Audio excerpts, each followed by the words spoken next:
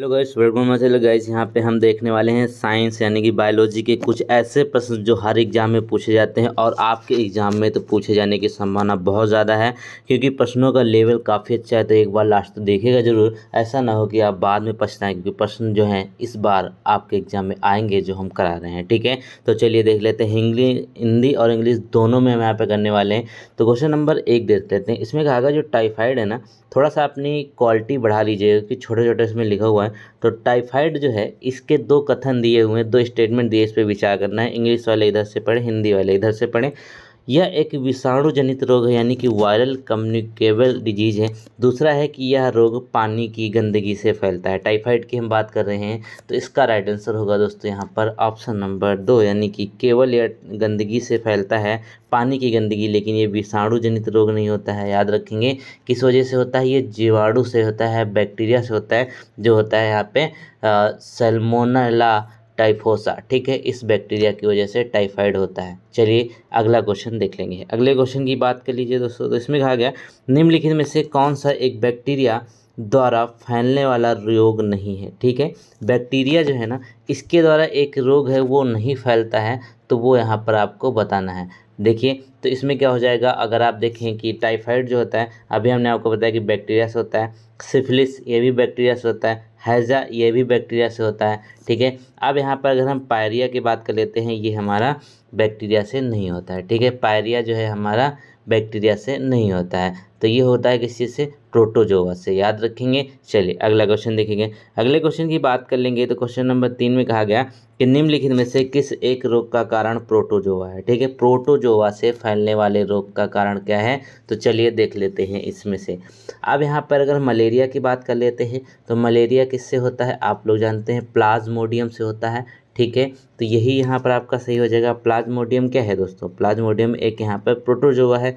उसके बाद अगर हम टिटनेस की बात कर ले, डिप्थीरिया की बात कर ले, क्षय रोग की बात कर लेते हैं, ये सब जो है प्रोटोजोआ से नहीं होता है। अब टिटनेस देखिए किससे होता है, वो होता है क्लोस्ट्रीडियम टिटाइनी से होता है। ये बैक्टीरिया वाले रोग हैं, सारे के सारे बैक्टीरिया के हैं। ट्यूबरक्लोसिस जो है ये होता है माइकोबैक्टीरियम ट्यूबरक्लोसिस से, और डिप्थीरिया जो होता है कोरिनी बैक्टीरियम ट्यूबर डिप्थीरी से। ठीक है, डिटेल में हम थोड़ा पढ़ रहे हैं ताकि आप लोग को कोई दिक्कत ना हो अगर पेपर लेवल और अच्छा आता है तो।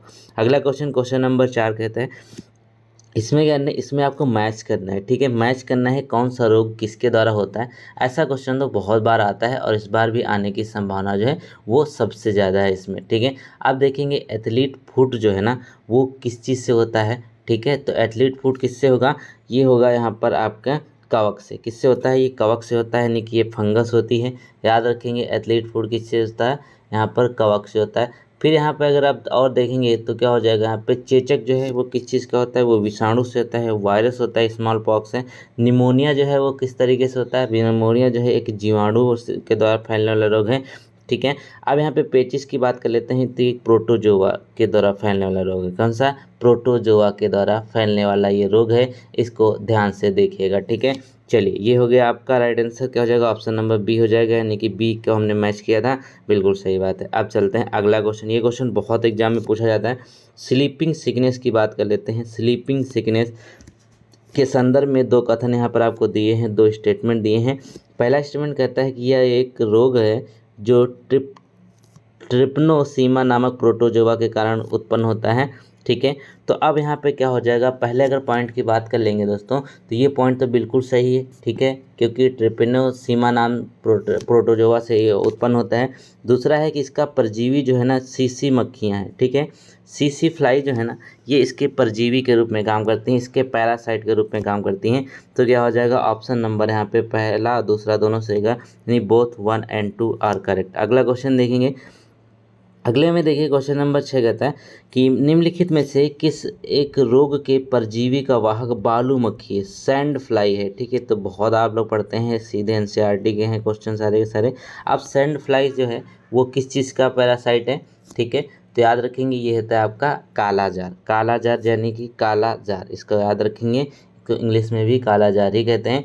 चलिए अगला क्वेश्चन देखिए, ये किस चीज़ होता है, सैंड फ्लाई जो इसकी परजीवी होती है। ठीक है, अब इसका जो एक मतलब प्रोटोजोआ है ना, वो नाम क्या है, वो होता है लिस्मैनिया डोनोवानी। ठीक है, प्रोटोजोआ से फैलता है।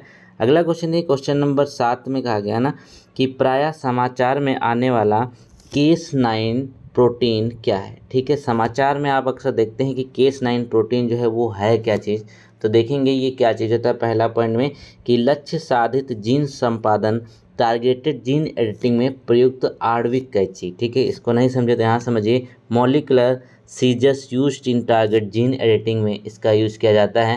तो ये पॉइंट यहाँ पे सही हो जाएगा, यानी कि पहला ही पॉइंट है, इसी को हम Cas9 प्रोटीन के नाम से जानते हैं। आप लोग इसको समझ गए होंगे, पॉइंट पहला यहाँ पे एकदम सही है। अगला क्वेश्चन देखिए, यहाँ पे अगले में कहा गया है कि रिकॉम्बिनेंट वेक्टर वैक्सीन जो है, ठीक है, संबंध में हाल में घटनाक्रमों के संदर्भ में निम्नलिखित कथनों पर विचार कीजिए। ठीक है, अब देखिए यहाँ पे ये क्या होगा, चलिए देखते हैं। तो पहला पॉइंट यहाँ पे दिया है कि इन वैक्सीन के विकास में जेनेटिक इंजीनियरिंग का प्रयोग किया जाता है, ये पॉइंट यहाँ पे सही है। दूसरा है कि इसमें जीवाणु और विषाणु वेक्टर के रूप में उपयोग किए जाते हैं, ये भी पॉइंट यहाँ पे सही है। ठीक है, क्या हो जाएगा, पहला दूसरा दोनों यहाँ पर सही हो जाएंगे।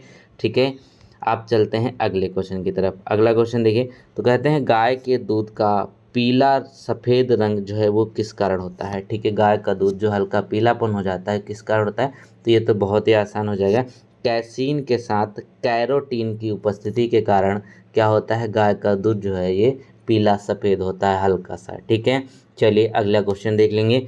वीडियो पसंद आए तो लाइक कर दें। प्रश्नों का लेवल कैसा है कमेंट में जरूर बताइएगा। फिर कहा गया कि निम्नलिखित में से कौन सी ग्रंथि नेत्र में पाई जाती है। ठीक है, कौन सी ग्रंथि जो है वो नेत्र में पाई जाती है। ठीक है, तो अब देखेंगे नेत्र में कौन सी होती है। अब आपने सुना है कि जो लैक्रिमल ग्लैंड होती हैं, लैक्रिमल ग्लैंड जो होती हैं वो क्या है, नेत्र में पाई जाती है, आँखों में पाई जाती हैं, आप लोग जानते हैं। फिर यहाँ पे देखिए जो अल्ब्यूनस ग्लैंड जो होती है कहाँ, आहार नाल में पाई जाती है मनुष्य के। फिर क्या होगा, पेरिनियल ग्लैंड जो होती है वो खरगोश में पाई जाती है। फिर जो आपकी स्वेट ग्लैंड होती हैं, जो यहाँ पे स्वेट जो पसीने वाली होती हैं, वो स्तनियों की त्वचा, जितने स्तनधारी होते हैं सभी की स्किन में पाई जाती हैं। ठीक है, अगला क्वेश्चन है, कहा गया इंसुलिन जो है ना वो किससे प्राप्त किया जाता है। इंसुलिन ऑब्टेन फ्रॉम, किससे प्राप्त किया जाता है इंसुलिन, तो ये तो करेक्ट आंसर हो जाएगा, बहुत ही आसान है, क्योंकि ये प्राप्त किया जाता है डहेलिया की जड़ों से। किससे, डहेलिया एक पेड़ होता है, आप लोग जानते होंगे, बचपन में आपने इसको लगाया भी होगा। तो यहाँ पे क्या होगा, ये इससे प्राप्त किया जाता है इंसुलिन। ठीक है, चलिए ये अब इसका कार्य क्या होता है, देखिए ये बेसिकली एक तरीके का हार्मोन होता है जो शरीर की कोशिकाओं को कंट्रोल करता है और ग्रंथियाँ जो होती है उनको सक्रिय करता है। ठीक है, चलिए मानव शरीर में इंसुलिन जो है वो कहाँ बनता है, पैंक्रियाज यानी कि अग्न्याशय में बनता है। अगला क्वेश्चन है, क्वेश्चन नंबर 12 है, कौन सा विटामिन घाव को भरने में सहायक है। ठीक है, घाव को भरने में सहायक है, हेल्पफुल इन हीलिंग वुंड्स। ठीक है, तो अब 12 का करेक्ट आंसर क्या होगा, ये हो जाएगा विटामिन सी। विटामिन सी जो होना होता है ये क्या होता है, आपके घाव भरने में सहायक होता है, विटामिन सी, विटामिन सी। चलिए अगला क्वेश्चन देखिए, अगले में कहा गया कि निम्नलिखित में से कौन इसमें सुमेलित है। अब इसमें कौन सा एक सुमेलित है ये आपको बताना है। तो देखिएगा है कि अब इसके यहाँ पे साइंटिफिक नेम दिए हुए हैं। तो विटामिन ए जो है उसको क्या कहते हैं, तो उसको रेटिनॉल कहा जाता है, ये गलत है। फिर विटामिन सी की बात करते हैं, इसको एस्कॉर्बिक एसिड कहा जाता है, ये भी गलत है। तो विटामिन ई की बात करते हैं, टोकोफेरॉल उसको कहा जाता है, तो ये पॉइंट यहाँ पे सही होगा। फिर विटामिन B2 को क्या कहा जाता है, तो विटामिन जो B2 है इसको राइबोफ्लेविन कहा जाता है, B3 को यहाँ पर निकोटिमाइड या फिर नियासिन कहा जाता है। तो ऑप्शन नंबर सी सही होगा, विटामिन ई जो है इसको टोकोफेरॉल के नाम से जानते हैं। तो यही यहाँ पे पॉइंट एकदम सही है। ठीक है, अगला क्वेश्चन देखिए, हम बायोलॉजी के क्वेश्चन कर रहे हैं। छिली हुई सब्जियों को धोने से कौन सा विटामिन नष्ट हो जाता है। छिली हुई सब्जियों को धोने से कौन सा विटामिन नष्ट हो जाता है, तो 14 का करेक्ट आंसर क्या है, वो होगा ऑप्शन नंबर सी, यानी कि बी और सी विटामिन जो होते हैं ये पानी में घुलनशील होते हैं। तो सी यहाँ पर मिल गया आपको, तो सी इसका करेक्ट आंसर हो जाएगा। बी और सी जो है ये घुलनशील होते हैं, जल में घुल जाते हैं। अगला क्वेश्चन है यहाँ पर, क्वेश्चन नंबर अगर 15 में देखें तो कहते हैं कौन सा विटामिन जो है प्रतिस्कंदन विषों के प्रतिविष प्रतिकारक के में यूज किया जाता है। इसको नहीं समझे, यहाँ समझे। Vitamin used as an antidote of anticoagulant poison, poison के लिए यूज किया जाता है जो उसका एंटीटोड होता है, एंटीडोट्स होता है। तो अब देखिए 15 में क्या होगा, ये होगा आपका विटामिन के। विटामिन के यूज किया जाता है यहाँ पर जो आपका पॉइजन जहर होता है उसको यहाँ पे नष्ट करने के लिए बेसिकली। ठीक है, याद रखेंगे। चलिए अगला क्वेश्चन देखिए, अगला क्वेश्चन में कहा गया कि दूध को संतुलित आहार नहीं माना जाता है क्योंकि इसमें अभाव होता है। अब दूध जो है ना इसको कंप्लीट फूड नहीं माना जाता है। क्यों नहीं माना जाता है, क्योंकि इसमें कुछ चीज़ें नहीं पाई जाती हैं जो हमारी बॉडी के लिए बहुत लाभदायक होती हैं, जैसे आयरन और विटामिन सी। ठीक है, विटामिन सी क्या होता है, ये एसिड होता है, अगर ये दूध में रहेगा ना तो वो दूध क्या है, फट जाता है। ठीक है, तो इसीलिए आयरन और विटामिन सी का इसमें अभाव होता है और हमारे संतुलित आहार के लिए ये पूर्ण नहीं है, क्योंकि विटामिन सी और आयरन हमारे बॉडी के लिए बहुत ज़्यादा ज़रूरी होता है। अगला क्वेश्चन यहाँ पर है कि शरीर के अंदर रक्त को जमने से रोकता है। ठीक है, शरीर के अंदर रक्त को जमने से रोकता है। तो 17 का करेक्ट आंसर क्या हो जाएगा, हिपैरिन जो होता है ना, हिपैरिन ये क्या करता है, शरीर के अंदर रक्त को जमने से रोकता है, हिपैरिन। अगला क्वेश्चन देखिए। तो वैसे अगला क्वेश्चन देखिए, क्वेश्चन नंबर 18 कहता है कि कुनैन जो मलेरिया के इलाज में प्रयोग की जाती है, सिंकोना पादप के किस भाग से प्राप्त की जाती है। अब कुनैन जो है ये आप जानते हैं कि मलेरिया के इलाज में यूज किया जाता है इसको, तो ये किस भाग से प्राप्त की जाती है सिंकोना के, तो ये होता है छाल। ठीक है, इसकी छाल से प्राप्त किया जाता है, जिसको इंग्लिश में बार्क कहा जाता है। ठीक है, अगला क्वेश्चन यहाँ पे क्वेश्चन कहते हैं कौन सा सुमेलित नहीं है, यहाँ पर करेक्टली मैच नहीं है, ये आपको बताना है। ठीक है, तो अब देखें यहाँ पे जो सिफिलिस है ना, वो किस चीज़ से होता है, वो जीवाणु से होता है, ये तो हमने आपको पहले ही बता दिया कि ये तो यहाँ पे मैच है। फिर रेबीज जो है ये विषाणु से होता है, वायरस से होता है, ये भी बता चुके हैं। कालाजार जो है प्रोटोजोआ से होता है, ये भी सही है। लेकिन जो मलेरिया है वो किस चीज़ से होती है, ये फंगस से नहीं होती है, इसीलिए आपका ऑप्शन नंबर डी तो सही हो जाएगा। लेकिन अब देखिए होता किस चीज़ से, तो ये होता है प्रोटोजोआ से। ठीक है, प्रोटोजोआ जनित रोग है ना ये मलेरिया। अगला क्वेश्चन है, क्वेश्चन नंबर यहाँ पे कहते हैं 20 में कि कैंसर अस्थि मज्जा के किस भाग को प्रभावित करता है। ठीक है, कैंसर जो है वो किस तरीके से बोन मैरो पे इफेक्ट डालता है। तो यहाँ पे देखेंगे 20 में क्या होगा, तो अब देखिए इसमें क्या होता है कि ये ल्यूकेमिया हो जाता है। ठीक है, ल्यूकेमिया हो जाता है। ठीक है, याद रखेंगे ल्यूकेमिया। अगला क्वेश्चन है, क्वेश्चन नंबर 21 है कि निम्नलिखित में से कौन सा कथन यहाँ पे सही दिया हुआ है। ठीक है, कौन सा कथन इसमें मैच्ड है। ठीक है, ये भी देख लेते हैं। अब यहाँ पे अगर बात कर लेते हैं नियासिन रुधिर छींटता है, ये तो मैच नहीं है। फिर यहाँ पे कौशल को जिंक की कमी से होता है, ये भी नहीं है, सही है। ठीक है, फिर यहाँ पे देखेंगे जीरोथेलेमिया विटामिन बी, ये भी गलत है। तो किलोसिस जो है विटामिन B2 की वजह से ही यहाँ पर होता है, ये बिल्कुल सही बात है। अब यहाँ पे देखेंगे तो क्या होगा, नियासिन की वजह से कौन सा होता है, पेलेग्रा रोग होता है। कौशल कोर जो होता है ये किसकी वजह से होता है, विटामिन यहाँ पे जो ए होता है उसकी वजह से होता है। ठीक है, और यहाँ पे इसी तरीके से किलोसिस B2 यहाँ पे एकदम मैच है। अगला क्वेश्चन यहाँ पे देखिए, क्वेश्चन नंबर 22 कहता है कि सिंथेटिक बायोलॉजी के संदर्भ में निम्नलिखित कथनों पर विचार कीजिए। सिंथेटिक बायोलॉजी जो है ना, इस पर आपको विचार करना है। तो यहाँ पे देखिए, इस शब्द का सर्वप्रथम प्रयोग जो है बारबरा होबेमिन ने बैक्टीरिया का वर्णन करने के लिए किया था। यह जैव विविधता को संरक्षित करने का उपकरण हो सकता है 22 में। तो क्या हो जाएगा यहाँ पे, पॉइंट जो है ना दोनों यहाँ पे एकदम करेक्ट हो जाएंगे। ठीक है, दोनों पॉइंट यहाँ पे एकदम सही हो जाएंगे।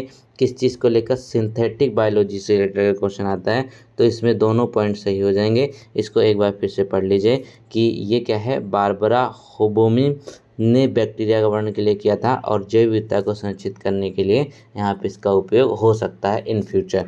ठीक है, अगला क्वेश्चन यहाँ पे क्वेश्चन नंबर यहाँ पे 23 कहता है कि हल्दी पौधे के किस भाग से प्राप्त की जाती है। ठीक है, जो हल्दी है, जो टर्मरिक है, ये किस पार्ट से प्राप्त की जाती है, तो ये बहुत ही आसान है, तना हो जाएगा। ठीक है, स्टेम जो है ना उससे प्राप्त की जाती है। बहुत लोग यहाँ पे जड़ लगा सकते हैं, इसमें नहीं, स्टेम में भी तने से प्राप्त की जाती है हल्दी।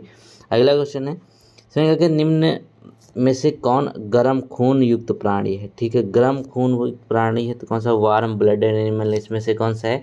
ठीक है, तो क्या हो जाएगा यहाँ पर, ए हो जाएगा। ठीक है, व्हेल जो है ना ये आपकी कौन सी है, वार्म ब्लड एनिमल्स होती है। ठीक है, वार्म ब्लड एनिमल्स। अगला क्वेश्चन है इसमें आ गया कि मीठे स्वाद के लिए कोशिकाएं जिह्वा के किस भाग में होती हैं। ठीक है, अब देखिए जीभ पे सारे टेस्ट होते हैं, जितने भी टेस्ट होते हैं ना वो सारे होते हैं। अब यहाँ पे जो मीठा टेस्ट करने के लिए हमें जीभ का कौन सा पार्ट है जो यहाँ पर ये चीज़ पाई जाती है। ठीक है, तो वो होता है यहाँ पे आगे। ठीक है, क्या होगा, अगले भाग में मीठा स्वाद यहाँ पे हम टेस्ट करके बता देते हैं। ठीक है, चलिए अगला क्वेश्चन है पे, कौन सा रोग प्रायः वायु के माध्यम से फैलता है। ठीक है, कौन सा एक रोग है जो वायु के माध्यम से फैलता है, स्प्रेड्स थ्रू एयर के फैलता है, तो वो कौन सा होगा, आपका राइट आंसर होगा क्षय रोग। ठीक है, जो आपका टीबी होता है ना, ट्यूबरक्लोसिस, ये होता है खांसी जुकाम क्षय रोग का संक्रमण जो है वायु द्वारा होता है। इसमें छींकते समय क्या होता है, इसमें छोटी छोटी जो ड्रॉपलेट होती हैं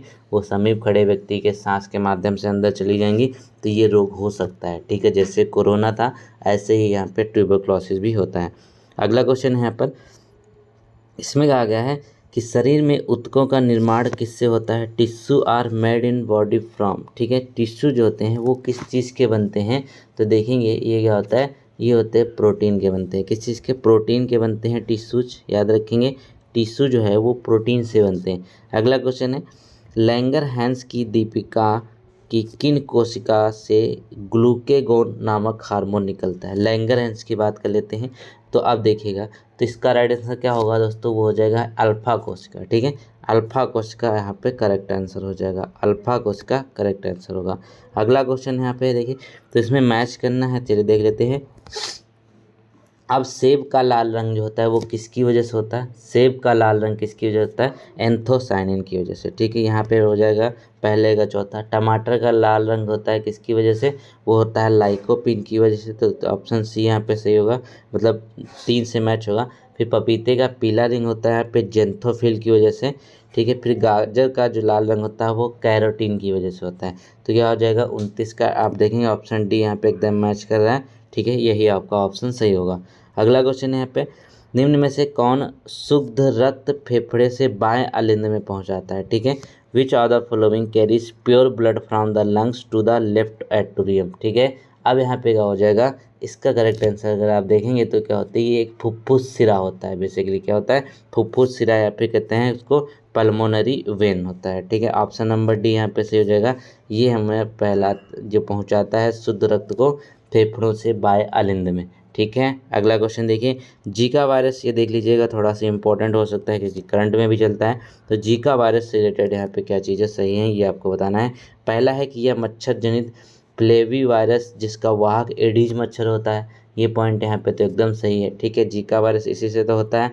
ठीक है, दूसरा है कि इस वायरस का यौन संचरण संभव नहीं है। ठीक है, अब कहते हैं ना कि सेक्सुअली जो है ये ट्रांसमिशन इसका नहीं होता है, लेकिन ये पॉइंट गलत है क्योंकि सेक्सुअली भी ट्रांसमिट हो जाता है जीका वायरस। इसीलिए ऑप्शन नंबर यहाँ पे सिर्फ 1 सही हो जाएगा, केवल पहला सही है, दूसरा यहाँ पे पॉइंट गलत है। ठीक है, अगला क्वेश्चन यहाँ पे क्वेश्चन नंबर देखिए 32 में, तो इसमें कहा गया कि काइमेरस ऐसे जीव होते हैं जो, ठीक है, काइमेरस ऐसे जीव हैं जो क्या करते हैं। ठीक है, 32 में देखेंगे तो क्या है, 2 अलग अलग प्रजाति की कोशिका से बने होते हैं। ठीक है, काइमेरस उनको कहा जाता है जो 2 अलग अलग कोशिका से बने होते हैं, उन जीव को क्या कहते हैं, काइमेरस जीव कहा जाता है। ठीक है, याद रखेंगे। चलिए अगला क्वेश्चन देखें। अगले क्वेश्चन में कहा गया है 33 में कि निम्नलिखित में से एक अनुवांशिक रोग है। ठीक है, इनमें से कौन सा एक अनुवांशिक रोग, मतलब क्या है, जेनेटिक डिजीज है। ठीक है, अब जेनेटिक इनमें से कौन सा होता है, तो अब क्या देखेंगे यहाँ पर, थैलीसीमिया जो है बेसिकली वो क्या होती है, एक जेनेटिक रोग होता है। थैलीसीमिया जो है एक जेनेटिक रोग होता है।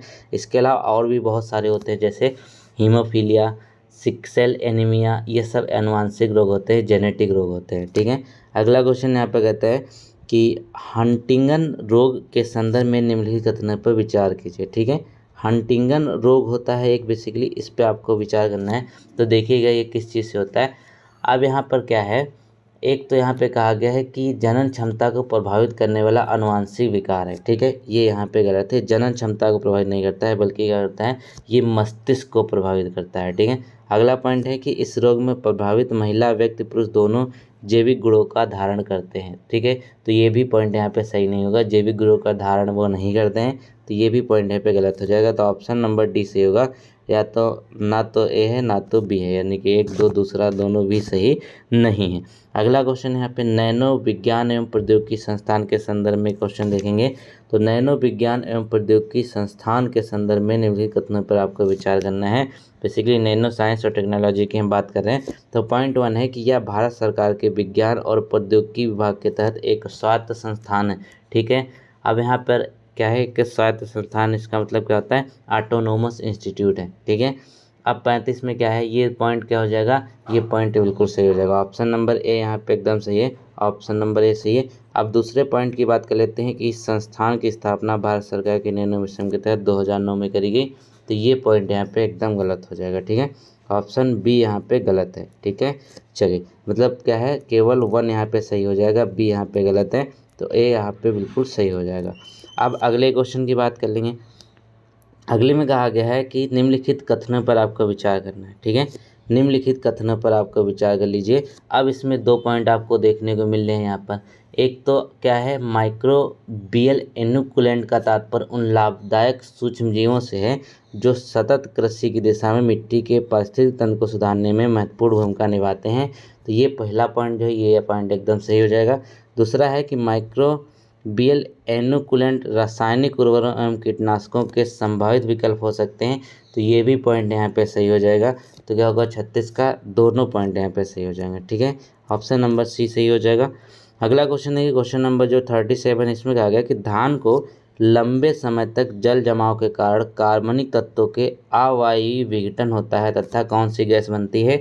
अब धान के जो खेत होते हैं, जो पैडी फील्ड होती है ना, इसमें एनऑर्बिक डिकम्पोजिशन होता है, जिसकी वजह से क्या होता है, एक गैस रिलीज होती है, तो उसको क्या कहते हैं, मीथेन होती है। वो कौन सी गैस होती है, मीथेन गैस धान के खेतों में रिलीज होती है। अगला क्वेश्चन देखें, ये क्वेश्चन तो आप लोग समझिए अच्छे से। अगले में कहा गया कौन सा रोगवाहक चमगादड़ हो सकते हैं। ठीक है, कौन सा रोगवाहक चमगादड़ मतलब क्या है, कैरिड बाय बैट्स। बैट्स जो होते हैं, जो चमगादड़ है, वो किस रोग को पहुंचा सकते हैं, संचारित कर सकते हैं। तो इसमें क्या होगा, देखेंगे क्या होगा। अब यहाँ पर अगर आप ध्यान से देखिए, एक तो इबोला होगा, रेबीज, मार्बर्ग और सार्स कोरोना वायरस। ठीक है, ये चारों के चारों जो रोग है ना, ये सब क्या करते हैं, बैट्स जो हैं वो इसके वाहक हो सकते हैं, संचारित कर सकते हैं। अगला क्वेश्चन है 39 में, इसमें कहा गया नीचे 2 कथन दिए हुए हैं। तो कथन ए बात कर लेते हैं। तो पोलियो मुख्यतः 1 से 5 वर्ष की आयु के बच्चों को ही प्रभावित करता है, ये यहाँ पर बोला गया है। ठीक है, पोलियो 1 से 5 तक के बच्चों को प्रभावित करता है, कथन ए की बात कर लेते हैं। तो ये तो पॉइंट यहाँ पर एकदम सही हो जाएगा। ठीक है, फिर कहता है कारण देख लेते हैं। 1 से 5 वर्ष के आयु में बच्चों में रोग प्रतिरोधक क्षमता पूरी तरह विकसित नहीं होती है, इसीलिए जो पोलियो वायरस होता है वो अटैक करता है बॉडी पे। तो दोनों पॉइंट यहाँ पे सही हो जाएंगे। मतलब क्या है, क्या होगा यहाँ पे, ए और आर जो दो हैं दोनों सही होंगे। क्या होगा, ए और आर दोनों सही हैं, और ए सही इसका स्पष्टीकरण भी देता है, बोथ करेक्ट हैं, और इसका एक्सप्लेनेशन भी बिल्कुल सही देता है। ठीक है, क्वेश्चन नंबर लास्ट देखिए इस वीडियो का। 40 में कहा गया कि डैश कैंसर से लड़ने के लिए शरीर की आंतरिक प्रतिरक्षा प्रणाली क्षमता का प्रयोग करती है। ठीक है, तो क्या हो जाएगा, इसमें केमोथेरेपी होती है। ठीक है, आप लोग जानते हैं जो कैंसर पेशेंट होते हैं इनके लिए कीमोथेरेपी की जाती है, जिसमें उनके बाल गिर जाते हैं, आप लोग अच्छे से जानते होंगे। ठीक है, कीमोथेरेपी इसका करेक्ट आंसर हो जाएगा। तो दोस्तों यहाँ पे साइंस के, बायोलॉजी के बेसिकली हमने 40 क्वेश्चन किए हैं। ठीक है, और प्रश्नों का लेवल हमने काफ़ी अच्छा रखा था। ठीक है, जो आपके एग्जाम में देखने को मिल सकते हैं। तो उम्मीद है वीडियो पसंद आई है। वीडियो को लाइक करें, चैनल को सब्सक्राइब करें। मिलते हैं नए वीडियो, तब तक थैंक यू सो मच।